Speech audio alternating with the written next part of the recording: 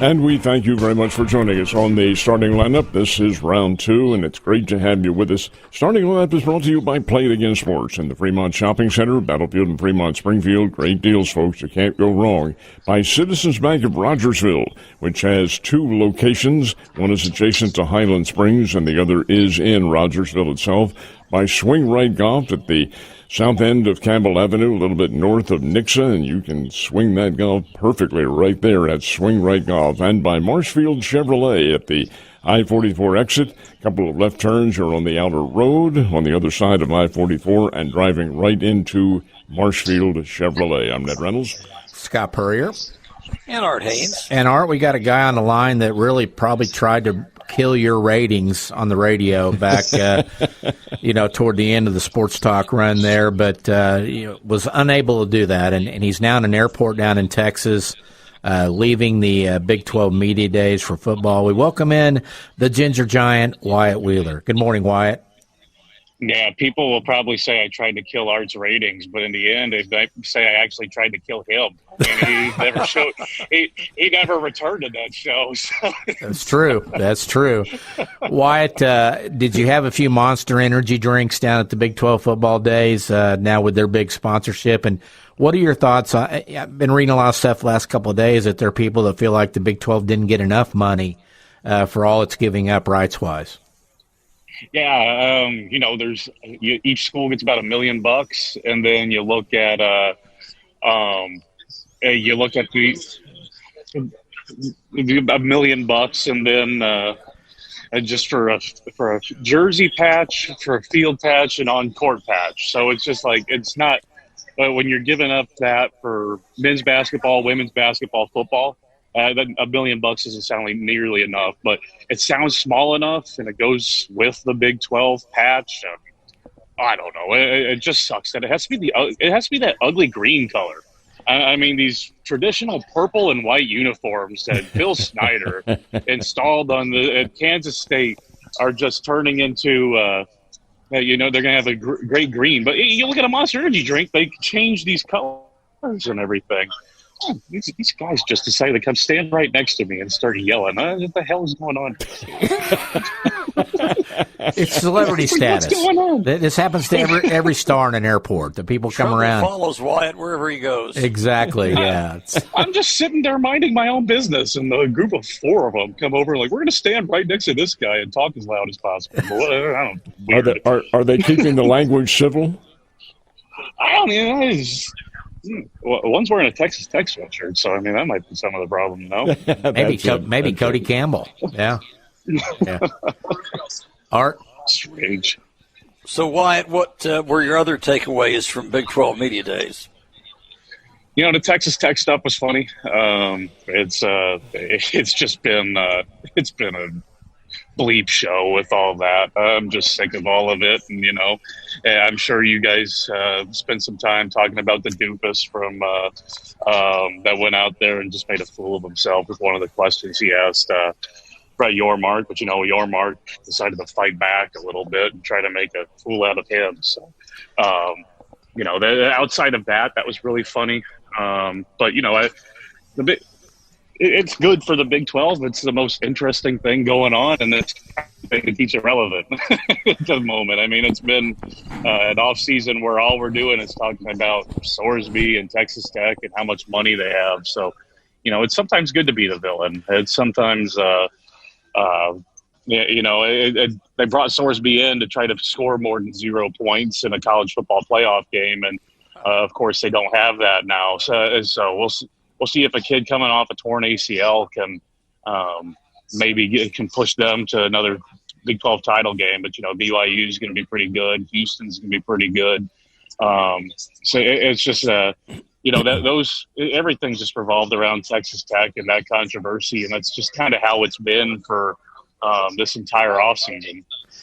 Is it getting to the point, because I've seen some speculation that Texas Tech may be trying to leave the Big 12?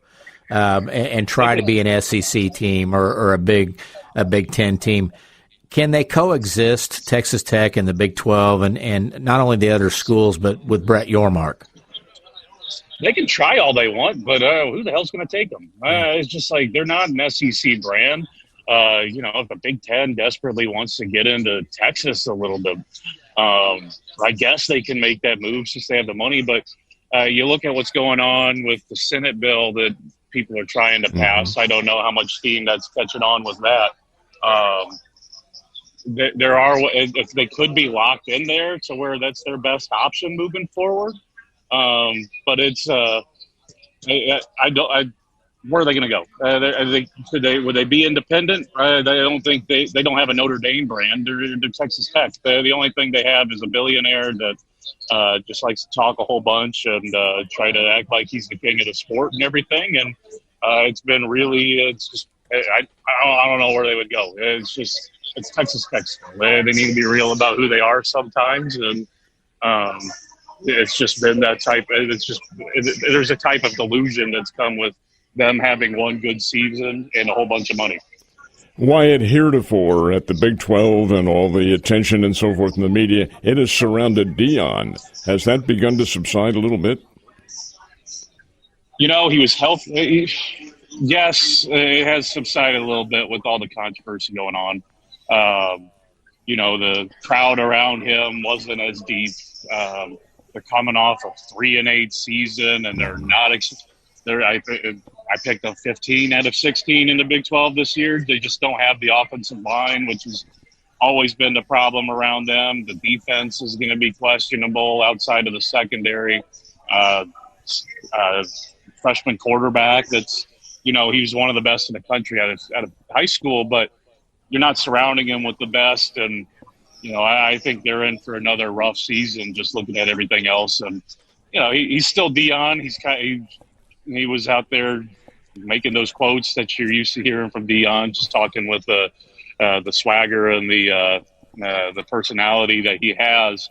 But I'm surprised he's still coaching. I thought some of the health stuff last year would kind of push him away and just say, "Oh, it's time to hang it up." But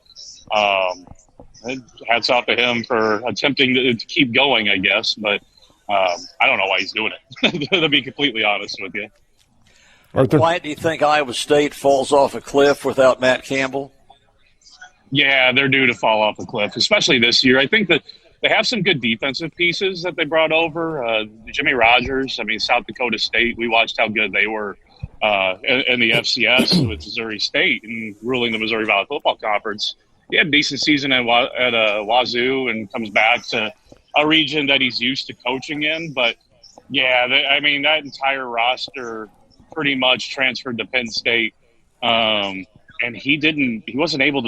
Rodgers wasn't able to bring everybody over.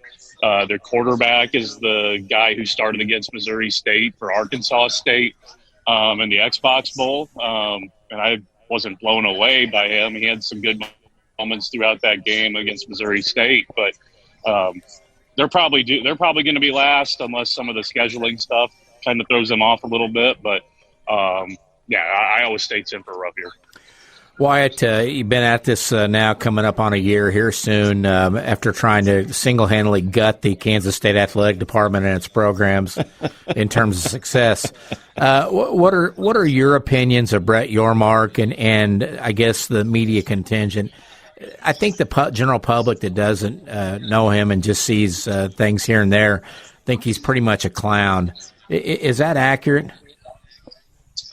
Yeah, there are some interesting things about him. I thought he did a pretty good job with the Sorsby situation. Until maybe this past couple of days when he's just shutting it down and making it, he had a chance to kind of quiet down, answer some questions, but they just opted the route to try to embarrass some people and then try to not answer anything completely. But, I thought leadership-wise, he stood up and decided, hey, well, this isn't going to fly. Going to go with the other 15 ADs. And another part of his job is just being the voice for these ADs and administrators. He works for them.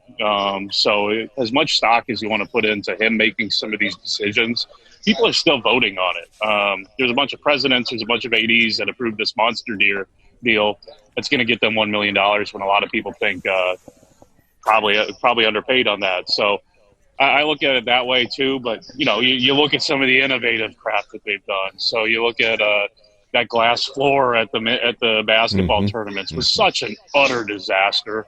It was so stupid, but he tries different things, and I think I've done a good job with the schools they've added into the Big 12, I think, during all this realignment. And it's, Scott knows more than anybody in there. And I mean, an Oklahoma fan that sees OU and Texas leave that league, it looked like Big 12 was going to be left for dead. And I think that it's still in that relevancy as along with, the ACC, Big 12 are probably in that tier right behind the SEC, Big 10. So we all thought that was going to fall off a cliff, but they've done a pretty good job at keeping that afloat. It's just a matter of how much success they can have in the postseason, I would assume. Wyatt, the folks on the VSiN network yesterday were talking, and this is speculation about the football playoffs and so forth, and some of the big games, and they came to the conclusion that one of the big games this year will be Notre Dame and Brigham Young. Did the folks at BYU address that one coming up? Yeah, I didn't spend too much time around a BYU contingent because they were I chased down a lot of feature stuff that I wanted to get for the Kansas State stuff coming up. So, that is a big one. It's hard to say because the Big 12 kind of in the zone to get just one bid. And, it's a big one for Notre Dame because that's going to be one of the better games on its schedule. BYU's got to be in that conversation in the Big 12 where it's playing in a championship game. And probably having to beat Texas Tech or Houston or Utah in that championship game. But, on paper, that's as good as any game. And that's up there with some of the best games in the country. Wyatt, where do you have K-State this year under Colin Klein? Yeah, Kansas State should be. Now, you look at the schedule. You look at their schedule, and they have chances to. They don't play BYU, Texas Tech, or Utah, wow. So they should be in that conversation as far as because these leagues are so big, because these leagues are so ginormous right now. It just comes with some of those scheduling quirks. So their offense is going to be better. The offensive play calling is going to be night and day better than what it has been. It's just a matter of if Avery Johnson could play consistently, if they could stop the run defensively, and if that offensive line holds up. It should be a lot better than the crap I covered my first year here. How does Avery Johnson fit that hair under a helmet? I saw pictures of him down there. That's a victory in itself. And wanted to ask you about the Sorsby situation now that the NCAA is looking into. Did Cincinnati know? And of course, everybody in America says they had to know at some degree. So what do you think comes out of this? Because the entire Big 12 and all the other schools were up in arms over him potentially playing for Texas Tech when Texas Tech knew. What if it turns out that Cincinnati did know? What do you think the reaction will be among the rest of the league members? And what can they do to penalize Cincinnati? Yeah, it's a big question, and I thought that's one that needed to be answered a little bit, and they really kind of declined to do it. I don't know what you can do. It's been fun. It's been fun trying to get an idea of what people think, but I don't know with all this stuff, man. I'm sick of it. I don't know if he was that big a difference maker in the first place. We may have lost him. He's headed onto the plane. I can tell by following his video here. Are you with us, Wyatt? Sorry about that, guys. Okay. Just try walk into the airplane, and it's excuse me. Yeah. Show him the boarding pass. We're literally getting. If you see the video of this later, you're actually going to see Wyatt board an airplane, walking by personnel on the flight, walking to his seat now. We're getting a live view of it. Is this wow. DFW? Yeah.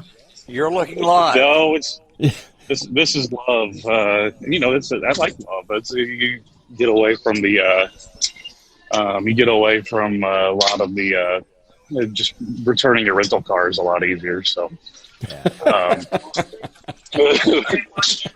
Well, no, I'm sorry about this, guys. Well, let him go. Yeah, we're going to let you go, and we'll bring you back again. But Yeah, in closing, first Big 12 media days for football, a lot of fun and a success for you. Media days are stupid. Have you ever tried explaining media days to anybody? No. I went to this Rangers game the other night, and I'm just like, and the guy next to me is like, "Oh, why are you in town?" I'm like, "Oh, I'm going to Big 12 media days," and he's like, "What's a media day?"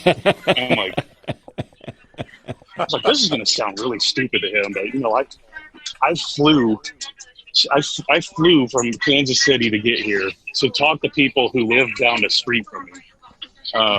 It's just, and then I talked to a couple people, and it's just like, it's a made-for-TV thing. I don't know how much longer people are going to keep doing them, but us writers are kind of screwed with these, I think, unless you start a podcast or something that gets popular and people want to give you people. So it's stupid. I love it. It's stupid. Wyatt, we're going to let you go. Looks like you're on the plane. I see one of the what flight attendant. I can't call him a stewardess anymore. Flight attendant, right? But do you want to put her on real quick or not? Yeah, I'm sure she'd love that. But no, I'm sitting down now, and they're going to yell at me to put it on airplane mode, but nobody actually does. So, I don't even think they do. All right. Well, safe travels. She says she knows, so we'll see. There you go. And she just went. Tell her she's on live radio now. She's right there. Yeah, you're on live radio. Springfield, right now, Missouri. You're going viral right now. But anyway, Wyatt, safe travels. We'll catch up here later in the summer. Okay. Well, yeah. I'm sorry for the chaos. Love you guys. You bet. See you. See you, Wyatt. This is great. Wyatt Wheeler visiting with us. We'll take your time out on the starting line. I'll be right back. And you're home for the St. Louis Cardinals as well, and the Cardinals will complete their 5-game series with the Brewers tonight. 6:45, I should say, game time, and you'll hear all the action right here at 102.1. Ed Reynolds along with Scott Purrier. And Art Haynes. Yeah, and Art, I guess fittingly, I'd never hit record on that Wyatt interview either, so people will miss that treasure from the airport there. But I went to a few media days, not many. I remember actually maybe a Big 12 one time or something back when Mizzou was in it. But did you find them helpful? Did you go to many? Well, in the early days, I first had gotten here, and we rode a station wagon to Kansas City for MIAA media days at the old Stadium Inn out by the stadium. And, went to a number of those, and we had some mid-continent ones at our place, but in later years, no, I didn't. And it is a cattle call. I mean, it's a media thing.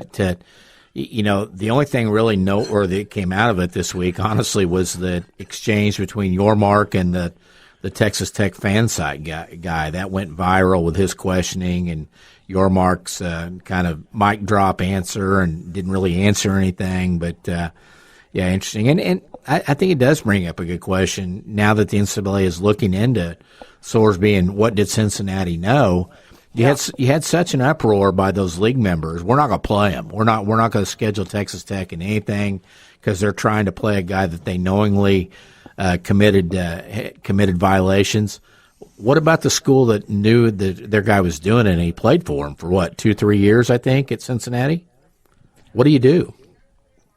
Yeah, that's after the fact, of course. He's not a threat to play now, but that is very interesting.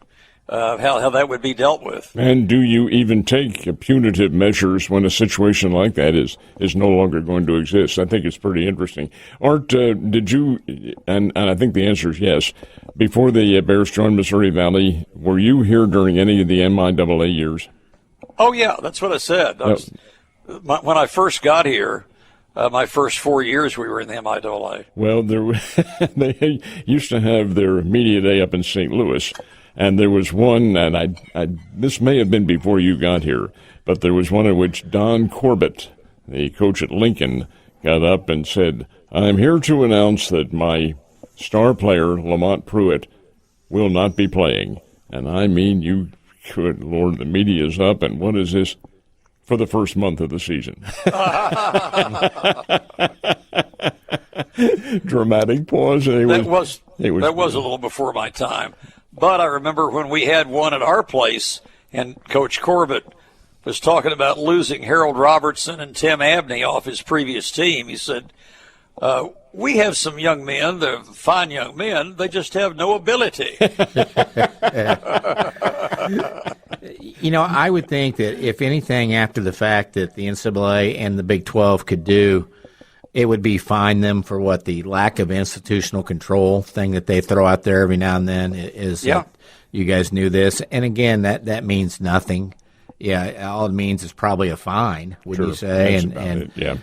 So anyway, but Ned and I will see Rich Johanningmeyer at lunch tomorrow, so we'll hit him up about that. Ask him. One-time NCAA enforcement I promise guy. you, he will have an answer. We probably ought to get him on. Does he, when you guys get together, does he talk about just the complete mess that things have become? Affirmative. Yeah.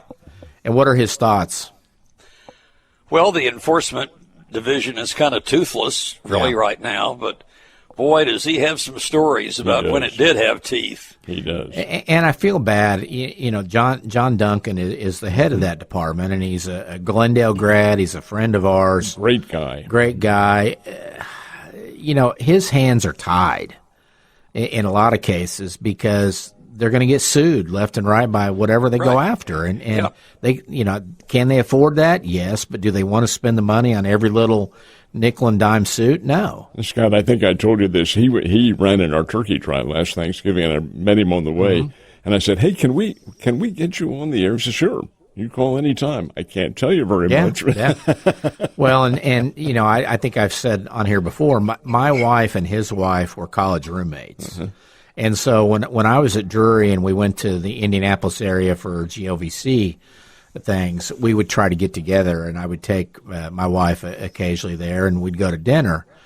And I would sit there and I got 8 million questions. Just like when T-Bear's on with us about racing now. I said, well, what about that academic thing in North Carolina? And he would start to talk, and then all of a sudden he would hit the brakes immediately and back up. Like, I can't talk to you. Are you still media? Yeah. You're out, man. Or just in general. I think that they can't let that stuff get out. But anyway, it's a thankless job, and it would be one that I would be looking for early retirement out of if I were the NCAA's director of enforcement, because you're not going to win any way you go with that as well. So, did that question that you were asking involve those bogus classes that they had? I think that, and I think at the time that we talked or we met with them, it was, remember the Miami booster thing? Oh, yeah. Where they were, doing things that now are completely legal. And Rich will tell you that because Rich Johanningmeyer did some jail visitation with Mr. Shapiro, Nevin Shapiro, that was involved in that. He was right in the middle of that. And he refers to Mr. Shapiro as being one of the brightest individuals he's ever known. And would all that be legal now, what they were doing? Not all of it, no. But some of Majority, it is, yes. Yeah. So anyway,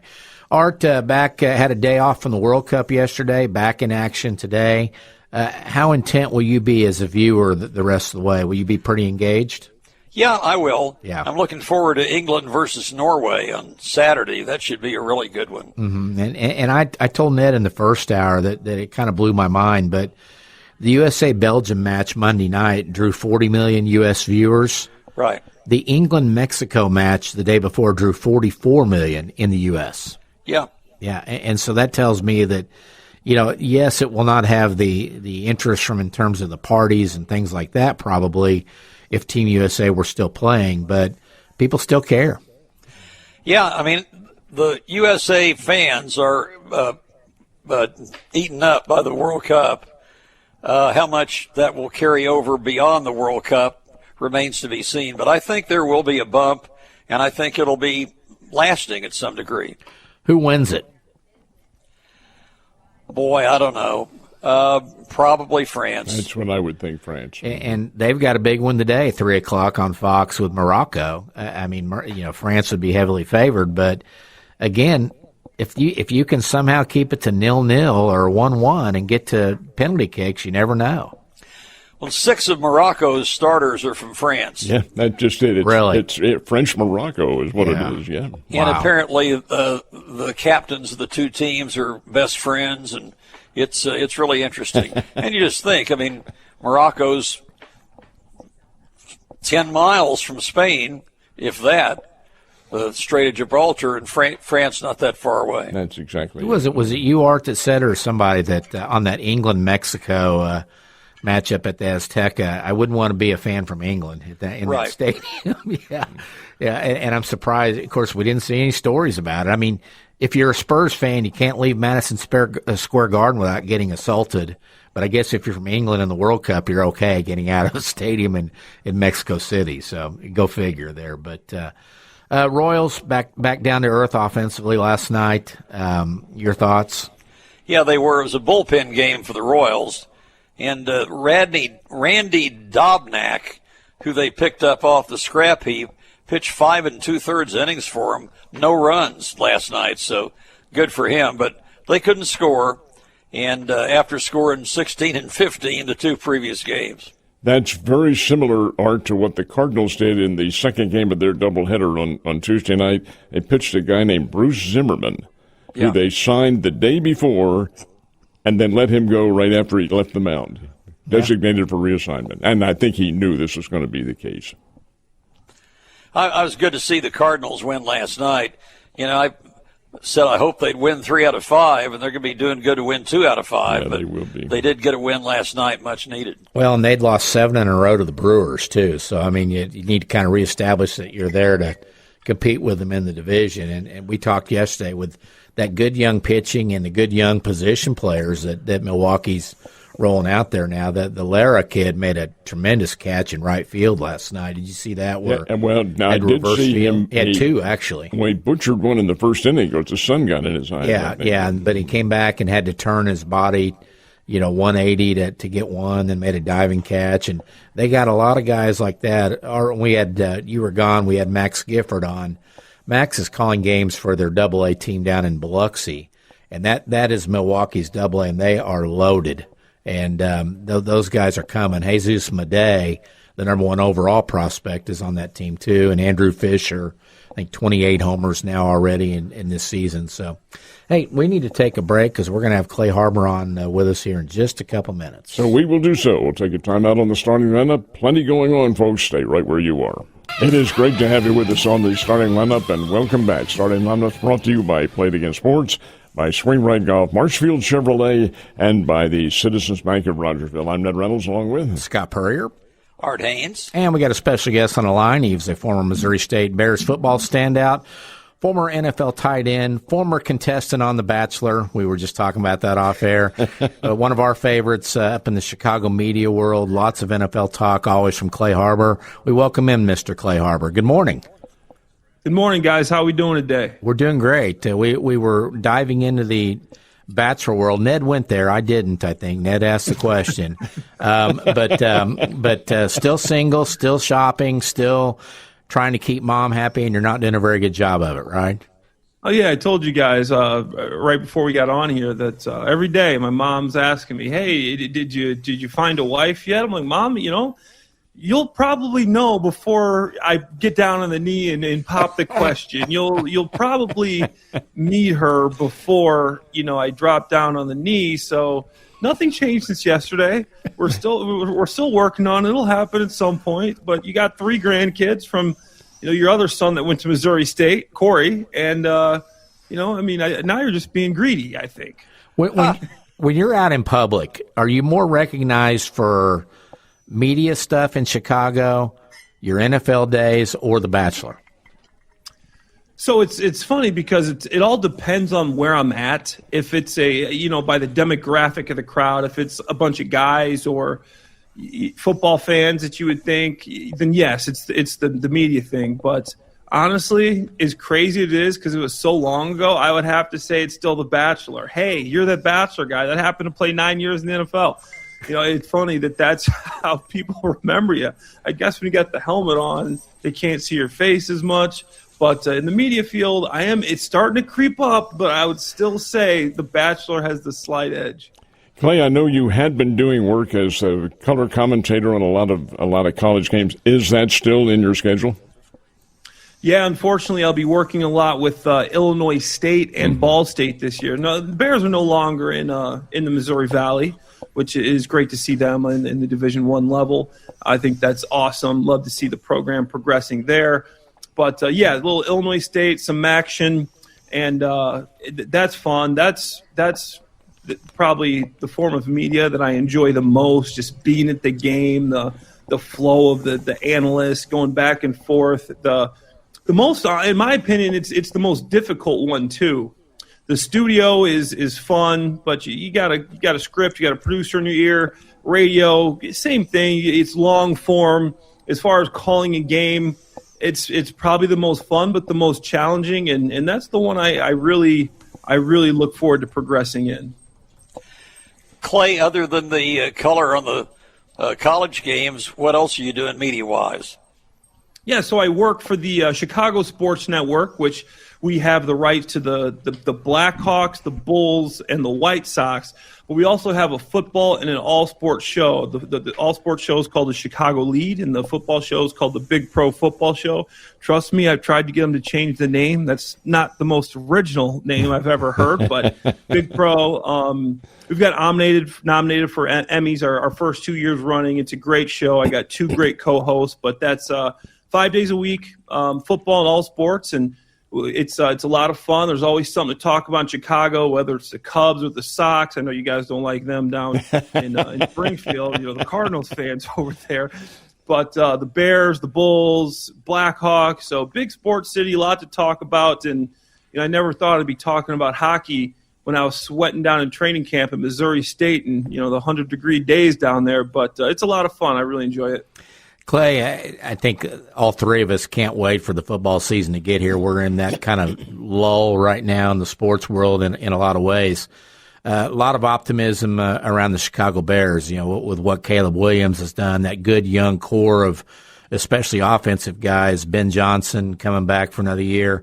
What is the buzz around Chicago with them? Do they think this is a year they take another step forward? Oh, man, everybody, it's almost scary because everybody's got such high hopes for the Bears, and usually the season people are a little bit down because the last few years the Bears, last time you had a winning season out here in Chicago was 2018. We're not spoiled like you guys out in Missouri when you got the Chiefs just winning championship after championship. Travis Kelce getting married to the biggest pop icon in the world. It's Taylor Swift, but the buzz, every time I go down the street, some Bears fans stop me. What do you think? Are we going to win the division again? Is Caleb going to take the jump? And I can tell you, I was out at every OTA and minicamp that was open to the media and the press, and Caleb and Ben picked up right where they left off. I remember being out there last year and thinking, this isn't going to be good because Caleb's taking so much time to get in and out of the huddle. He's trying to learn this Ben Johnson system. He's trying to learn these motions, these shifts, and this year everything's crisp. He seems like he's better in the on-time stuff, not the hero ball that we all saw last year. He's becoming a good pre-snap quarterback as well as that great post-snap quarterback that we saw that has all the ability. Clay, you bring up a very interesting point, and the fact that you're emceeing a show that you called an all-sports show. Subjective on your part, what storm, so to speak, or what conversation has been around the World Cup? Oh, man, it's bittersweet feeling because a lot of people are excited about all the attention they got brought to soccer. I'm calling it soccer, guys. I'm sorry. Thank you. It's soccer here. It's soccer. And but the performance against Belgium was not one that anybody is happy about. I mean, it's hard to take any positives from that. The guys just had a lack of urgency.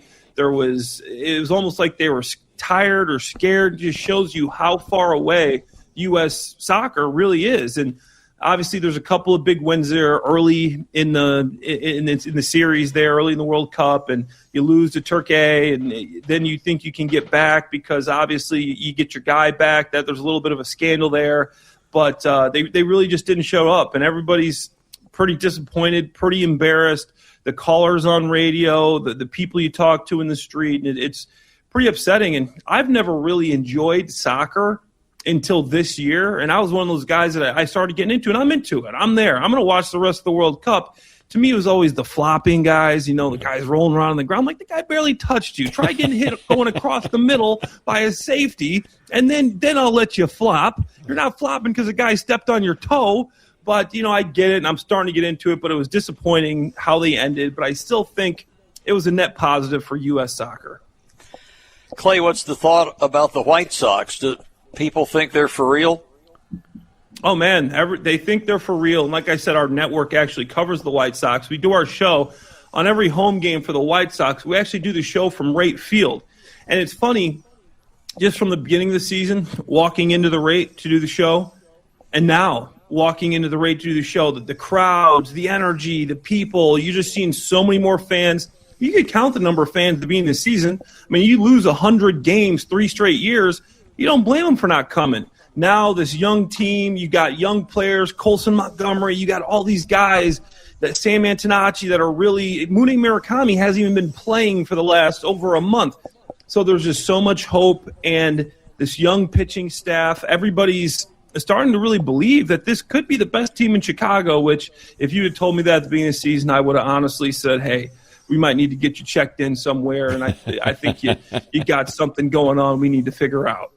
Ned and I were talking in the first hour about the Cubs. I think they've won 18 of 24 now, directly attributed largely to what PCA is doing now, Pete Crow Armstrong.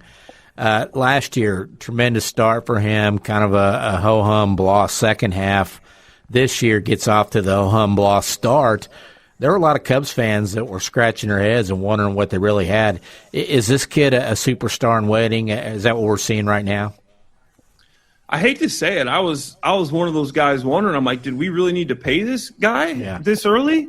Because as soon as you pay him, he couldn't hit. And I go back to last year. Obviously, the first half of the season, he's an MVP candidate. Second half, the guy couldn't hit anything, and then he starts off this year. Obviously, you got the altercation with the Sox fan, and then he just falls off a cliff. But then after that, I mean, he's playing like one of the best players in the MLB. And if you ask anybody, I got some friends that work in that organization. If you ask anybody, he's one of the hardest working guys.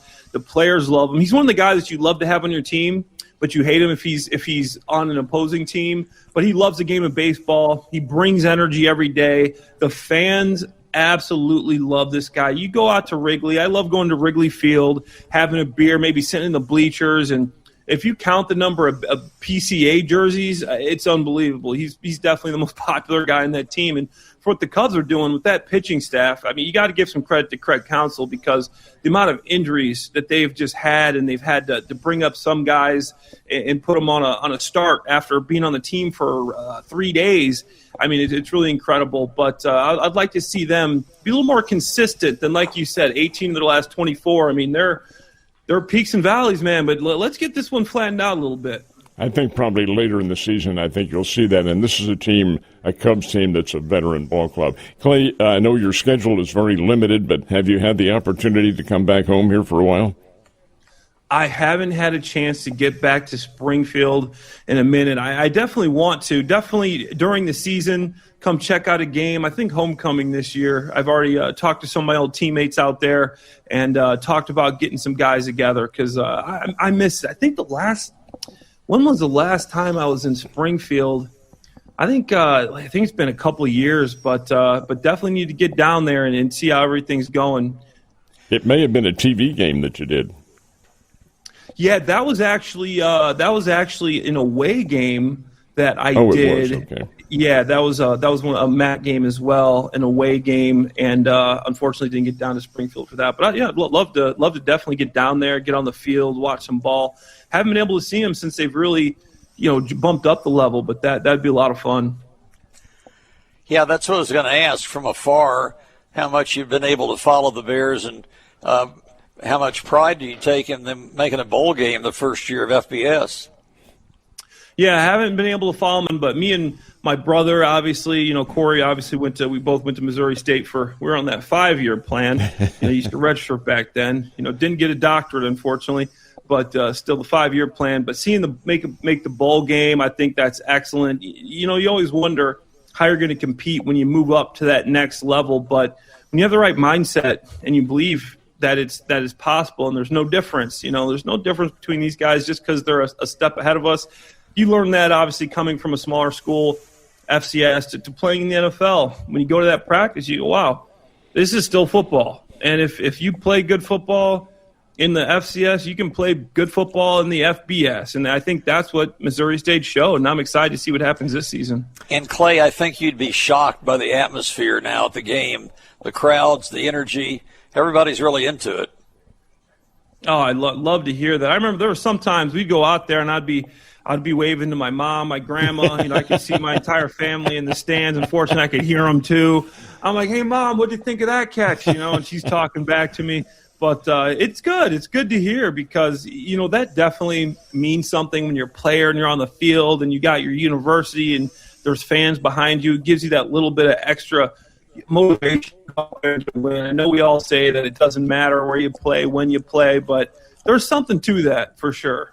Clay, I know you got to go. A couple quick ones. With that Bears young nucleus they've got with Caleb, with Roma Dunze, Colston Loveland, Luther Burden, DJ Moore out of the way now, shipped off to Buffalo. From the Mizzou fans out there, is this a year that Luther Burden takes a leap? Ben Johnson said it best, and I would say he is the Warren Buffett of the stocks trading in the NFL. He said, if I was buying stock at the press conference, I was sitting there about 2 rows back. He goes, I would buy stock in Luther Burden this year. And that's what I tell people whenever they ask about him. I'm in there watching this guy, and I remember when he got drafted, I thought the Bears got a steal. The scouting report was this guy doesn't work, or this guy isn't the right type of guy maybe. That's why he fell a little bit.